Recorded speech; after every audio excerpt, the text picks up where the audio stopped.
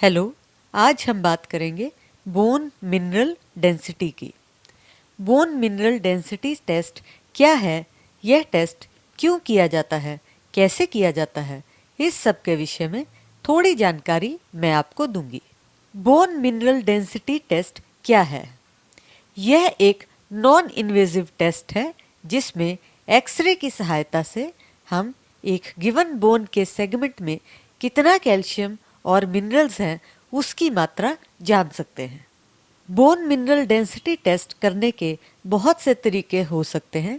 इनमें से सबसे कॉमन तरीका है डेक्सा स्कैन, जिसे ड्यूअल एक्सरे एब्जॉर्प्शियोमेट्री कहा जाता है।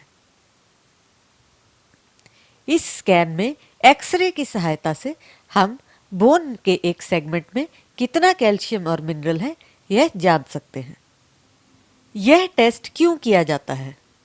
इस टेस्ट की सहायता से हम यह जान सकते हैं कि पेशेंट की बोन डेंसिटी कम है या नहीं।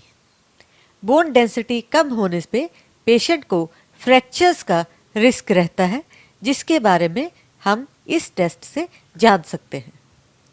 इसके अलावा बीमारियां जैसे कि ऑस्टियोपोरोसिस, उनको डायग्नोज और उनकी ट्रीटमेंट को मॉनिटर करने के लिए भी यह स्कैन किया जाता है।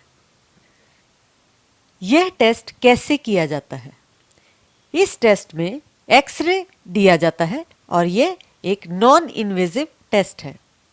एक्सरे मशीन में जाने से पहले पेशेंट से कपड़े और कोई भी ज्वेलरी या मेटल के ऑब्जेक्ट्स जो उसने पहने हों उनको उतार देने के लिए कहा जाता है। पेशेंट को पहनने के लिए एक गाउन दिया जाता है। क्या इस टेस्ट से पहले कोई खास प्रिपरेशन करने की ज़रूरत होती है?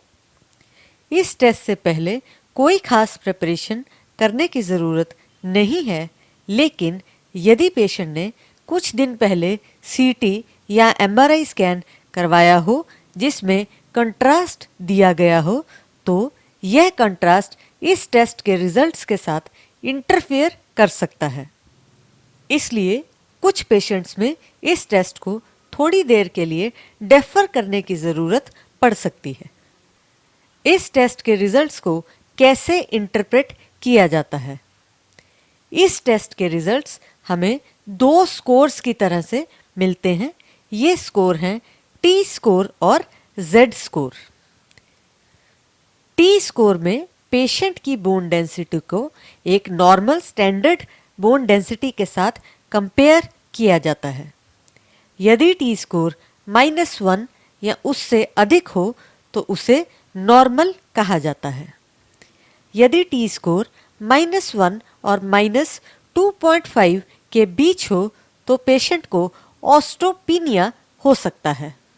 यदि टी स्कोर -2.5 से कम हो तो इसका मतलब पेशेंट को ऑस्टियोपोरोसिस हो सकता है।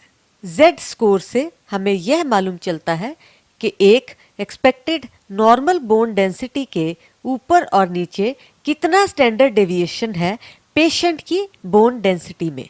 ऑस्टियोपोरोसिस होने के क्या रिस्क फैक्टर हो सकते हैं? पोस्ट मेनोपॉजल महिलाओं में ऑस्टियोपोरोसिस होने का रिस्क रहता है क्योंकि इन महिलाओं में ईस्ट्रोजन की मात्रा कम होती जाती है। इसके अलावा कुछ कैंसर्स में एंटी ईस्ट्रोजन थेरेपी दिया जाता है और कुछ कैंसर्स जैसे प्रोस्टेट कैंसर में टेस्टोस्टेरोन की मात्रा कम करने वाले ड्रग्स दिए जाते हैं। इस तरह की दवाइयाँ लेने से बोन डेंसिटी कम हो जाती है और ऑस्टियोपोरोसिस का रिस्क रहता है।